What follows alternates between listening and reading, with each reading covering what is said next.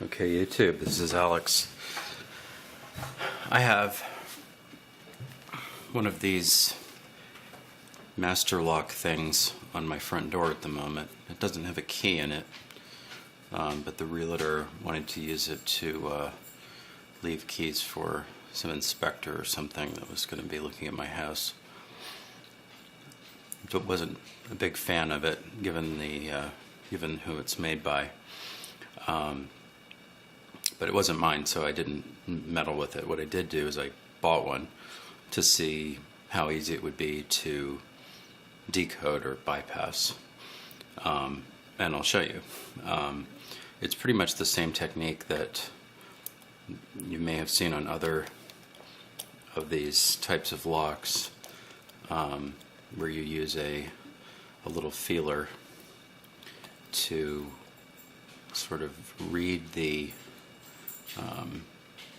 little notch on the side of the wheel, which of course is much harder on camera than when you're just doing it in your living room, but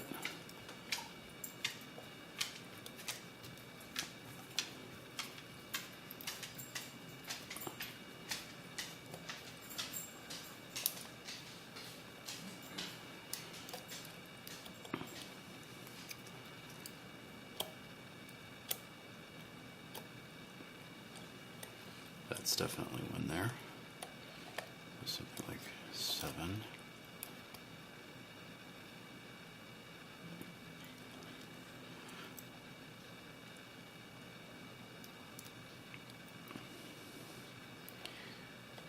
The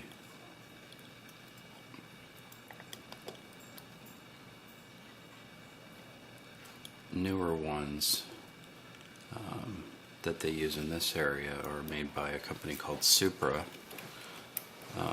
who made other much crappier ones back in the day, but these are electronic, and I'm pretty sure I can work out a way to bypass them, but it would be pretty tricky. And they seem to be made reasonably well. I don't know about how secure the software is, but I'm not a crypto geek, so there's other people online for that. But what I'm attempting to do is feel for the little edge of the thing, which I got a very positive lock on the other one, and I think, okay, that's my alignment is off.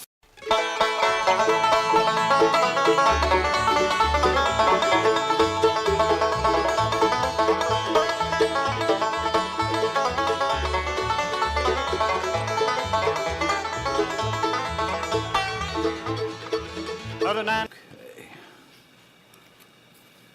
So I've got 9572. So let me just double check all of these.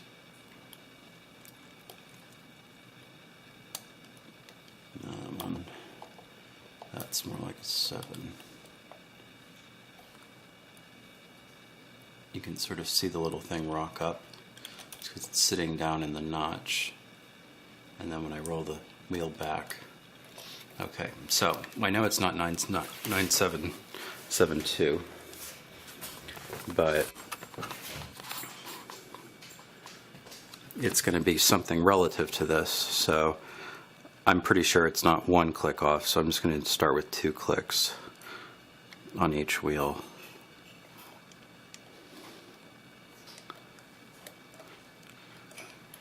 Okay, that's not it.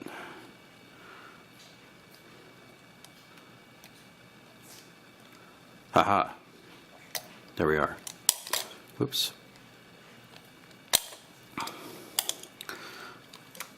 And that's it open. Now, first time I did this particular lock, it took me, I don't know, a little longer than that, largely because I had to figure out a tool to get in there, because this had a little better, oddly, a little better tolerances than that Brinks that Bill did the other day.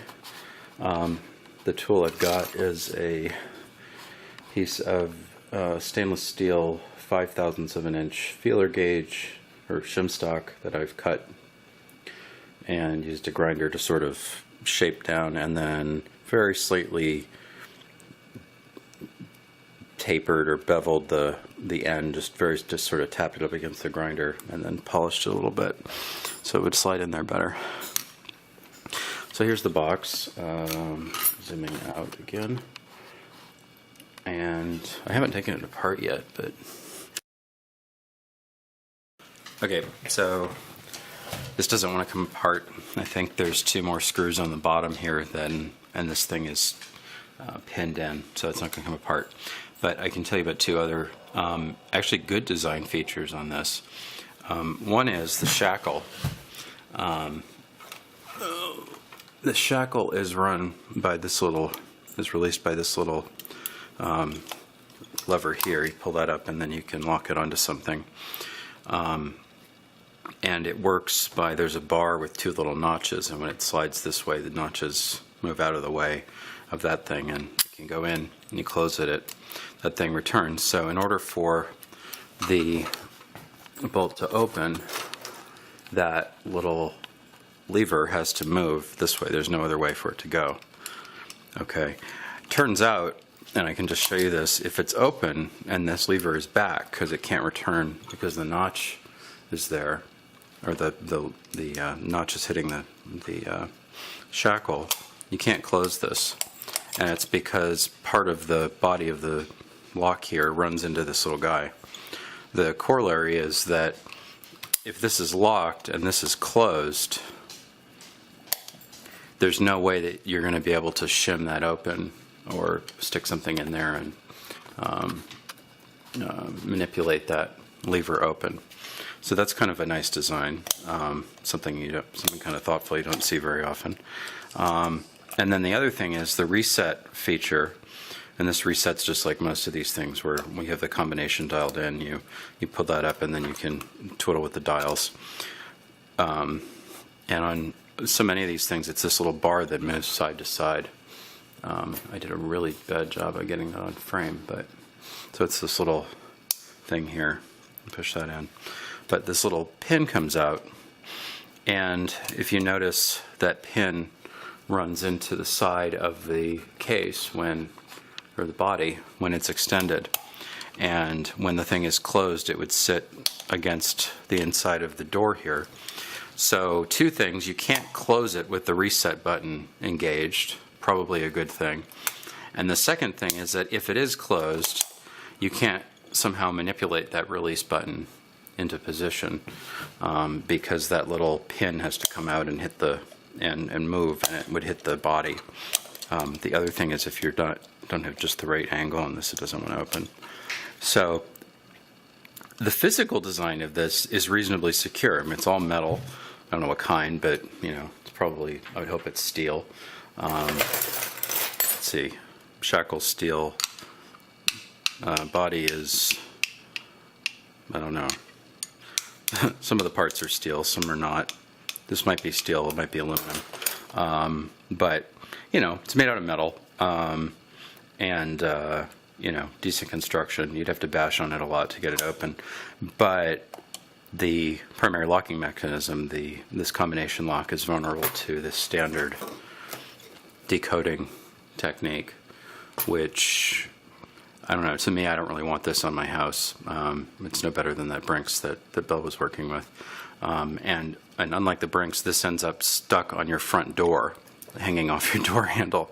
So everyone in the neighborhood walking by can see that you have the key to your house in a crappy padlock hanging on your front door, just waiting for someone to get in. So, and the last thing is that my realtor uses the same combination for pretty much all of her locks, and it's pretty predictable. This is not it, because this is my lock, but so there's not even good sort of key control, if you will. So if your house is on the market and they want to put a box on your house, have them get something a little better at least one of the dial combination locks that are a little harder to manipulate, or one of the electronic ones that requires some encryption. At least the person that needs to be a lot geekier to defeat it, or use a whole lot more force. So anyhow, master lock, key box, decoded, opened, and raped, I guess, in discussion. So this is Alex. Have fun, keep it legal, and remember, only pick your own locks or locks you have permission to pick. Cheers.